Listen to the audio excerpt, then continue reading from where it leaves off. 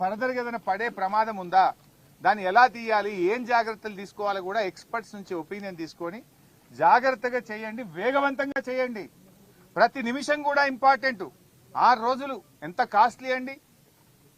ఇలా మీరు 6 రోజులు సమయాన్ని వృధా చేశారు. లోపల వాళ్ళకి ఆక్సిజన్ ఏంది, వాళ్ళ ఆహారం ఏంది, వాళ్ళకి మంచినీళ్ళు ఏంది, మంచినీళ్లు లేకుండా, గాలి సరిగ్గా అందకుండా, ఆహారం అందకుండా వాళ్ళ ప్రాణాలు ఏం కావాలి? ఒకసారి వాళ్ళ స్థానంలో ఉండి ఆలోచించాలి మీరు. ఇలా వాళ్ళు ఇతర రాష్ట్రాలకు చెందినటువంటి వాళ్ళు. కేసీఆర్ గారు ఉన్నప్పుడు కరోనా వచ్చినప్పుడు ఇతర రాష్ట్ర కూలీలను కూడా మీరు మా రాష్ట్ర అభివృద్ధిలో భాగస్వాములు అని చెప్పి గౌరవప్రదంగా ట్రైన్లు ఇచ్చి భోజనం పెట్టి వాళ్ళని స్వరాష్ట్రాలకు పంపించి గౌరవించుకున్నాం.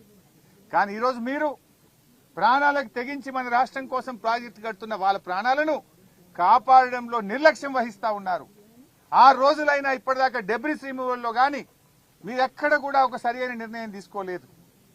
సో దయచేసి వేగవంతంగా పనులు చేసే ప్రయత్నం చేయండి. అసలు మీ ప్రభుత్వం రేవంత్ రెడ్డి గారు ఢిల్లీలో పోయి మాట్లాడతాడు. ఆయనకేమో ఇక్కడికి వచ్చి చూసే టైం లేదట. కరీంనగర్ కో, ఆదిలాబాద్ కు, నిజామాబాద్ కు ఎలక్షన్ ప్రచారానికి పోతున్నాడు రేవంత్ రెడ్డి. హెలికాప్టర్ వేసుకొని ఆయన ఎలక్షన్ ప్రచారానికి పోతే ఈ మంత్రి గారు నాకు హెలికాప్టర్ లేదని నేను హైదరాబాద్ ఉన్నాడు. హెలికాప్టర్ ఉంటేనే వస్తాడు ఇక్కడికి. ఒకనాడు హెలికాప్టర్ దొరకలే. రేవంత్ రెడ్డి వేసుకొని ఎలక్షన్ ప్రచారానికి పోతే ఉత్తమ్ కుమార్ రెడ్డి గారు హెలికాప్టర్ లేదని హైదరాబాద్ లో ఉన్నాడు. ఆ రోజు రాలే. అంటే ఈ ముఖ్యమంత్రి గారికి, ఈ ప్రభుత్వానికి 8 మంది ప్రాణాలు ముఖ్యమా, ఎన్నికల ప్రచారం ముఖ్యమా? What is that you are doing? ఎట్లా పోతాడు? ఎందుకు రేవంత్ రెడ్డి గారు ఇక్కడికి రాలేదు? ఎందుకు ఒక లైన్ ఆఫ్ డైరెక్షన్ ఇవ్వడంలో ఫెయిల్ అయిండు? ఎందుకు రేవంత్ రెడ్డి గారు సమీక్షించలేదు ఇక్కడికి వచ్చి? ఎందుకు ఆ కుటుంబాలను ధైర్యం చెప్పే ప్రయత్నం చేయలేదు? నేను అడుగుతా ఉన్నా. ఎలక్షన్ పోవడానికి తీరిక ఉన్నది నీకు, ప్రచారానికి పోతున్నావు ఎలక్షన్లకు. కానీ ఇంత ముఖ్యమైన ప్రాజెక్ట్ ఈ రాష్ట్రంలో కుప్పగూలిపోతే పట్టించుకునే బాధ్యత నీకు లేదా అంటున్నా. అసలు ఇవాళ కాంగ్రెస్ అధికారంలో వచ్చిన 15 నెలల్లో 4 ప్రాజెక్టులు కూలిపోయినాయి. ఖమ్మం జిల్లాలో పెద్దవాగు కొట్టుకుపోయింది. చాలా ఆస్తి నష్టం, పంట నష్టం జరిగింది. ఇవాళటి వరకు ఆ ప్రాజెక్టు పునరుద్ధరించే పని జరగడం లేదు. సుంకిశాల కుప్పగూలిపోయింది. హైదరాబాద్ కు మంచినీళ్ళు ఇచ్చే సుంకిశాల ప్రాజెక్టు మీ నిర్లక్ష్యం వల్ల, అవినీతి వల్ల ఇవాళ అది కూలిపోయినటువంటి పరిస్థితి ఉన్నది.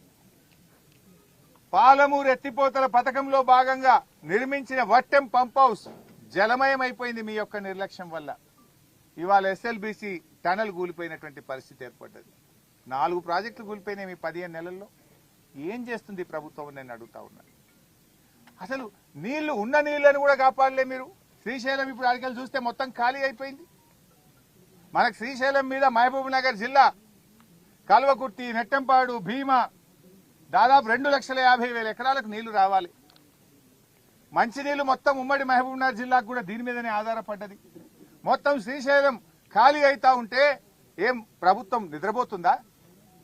గుడ్లప్పగిచ్చి చూస్తుందా? ఎందుకు చేతగాక చేవలేనట్టుగా ఈ ప్రభుత్వం పనిచేస్తా ఉంది. ఇలా కల్వకుర్తి కింద 2,30,000 ఎకరాల ఆయకట్టు ఉంది. రేపు నీళ్లు తగ్గిపోతున్నాయి శ్రీశైలంలో. అక్కడి నుంచి ముచ్చెమర్రి నుంచి తీసుకుపోతున్నారు, పోతిరెడ్డిపాడు నుంచి తీసుకుపోతున్నారు. ఆపే బాధ్యత మీకు లేదా అని నేను అడుగుతా ఉన్నా. ఇప్పుడు అక్కడ సాగర్లో, అక్కడ కూడా నీళ్లు లేవు. సాగర్ ఆయకట్టు 6,30,000 ఎకరాలు సాగర్ ఆయకట్టు ఉన్నది. 2,50,000 ఎకరాలు మహబూబ్ నగర్ లో ఉన్నది.